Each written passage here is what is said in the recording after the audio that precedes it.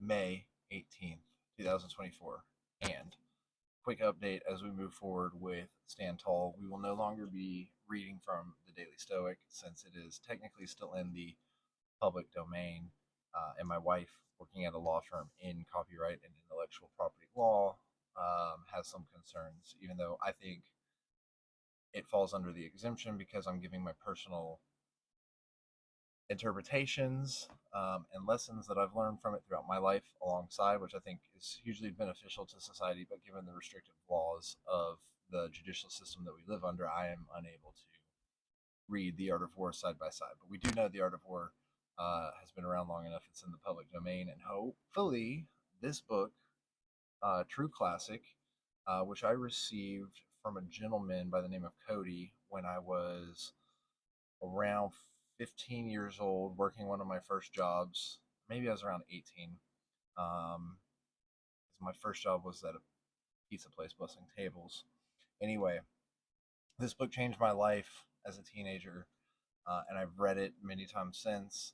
And so instead of course, diving in real deep, we're just going to cover the chapter and the principle from the chapter alongside the art of war.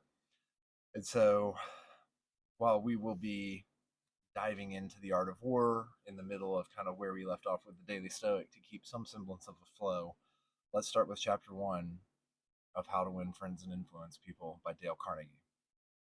If you want to gather honey, don't kick over the beehive.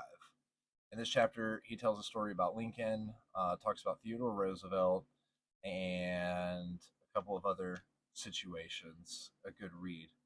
The principle, the first principle at the end of the chapter, which we've seen from Sun Tzu in many ways, don't criticize, condemn, or complain.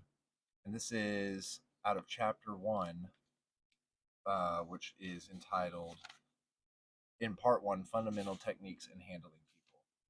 And so, like, by not criticizing, condemning, or complaining, essentially what you're doing is you're just never calling out the bad in other people.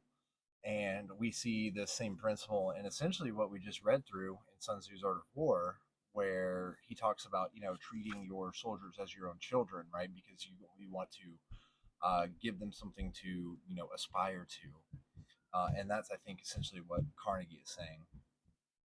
So, verse 30, going now to the Art of War, we are in chapter 10, Terrain.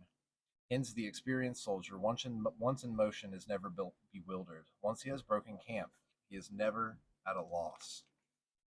In verse 31, to finish out chapter 10. Hence the saying, if you know the enemy and know yourself, your victory will not stand in doubt. If you know heaven and know earth, you may make your victory complete. And that will lead us into the 9 situations. Okay, interesting, because I think that heaven and earth can, of course, be a metaphor for your mind and your body. So let's go over now to an alternate translation and wrap up this chapter of the Art of War as we move forward. I think it's interesting. 10 is a prime number, and now we're doing principle 1, but that's not too important. So we'll reiterate and just read the last 2 paragraphs by Master Sun in an alternate translation. If you know your soldiers are capable of striking, but do not know whether the enemy is invulnerable to a strike, you have half a chance of winning. If you know the enemy is vulnerable to a strike, but do not know if your soldiers are incapable of making such a strike, you have half a chance of winning. If you know the enemy is vulnerable to a strike, and you know your soldiers can make the strike, but you do not know the lay of the land, makes it unsuitable for battle, you have half a chance of winning. Wang Chi says, if you know yourself but not the other, or if you know the other but not yourself, in either case you cannot be sure of victory. And even if you know both yourself and your opponent, and you can fight, you still cannot overlook the question of the advantages of the terrain. Okay, the situation, like that is luck in a lot of ways. When preparation meets opportunity, just because you know that you can make it happen, right? Like there may not be the terrain, it may not be the right time, it may not be the right place. Everything else might look right. You might be confident, but it's still not the right thing to do. And you still can't be sure unless you know the terrain. All right, and to wrap up this chapter, Master Sun says, therefore, those who know martial arts do not wonder when they move, and do not become exhausted when they rise up. So it is said that when you know yourself and others, victory is not in danger. When you know sky and earth, victory is inexhaustible. Dumu says, when victory and defeat are already determined before movement and uprising, you do not become confused in your actions and you do not wear yourself out rising up. Mei Yao Chen says to this, when you know what is to others' advantage and what is to your advantage, you are not in danger. When you know the season and the terrain, you do not come to an impasse.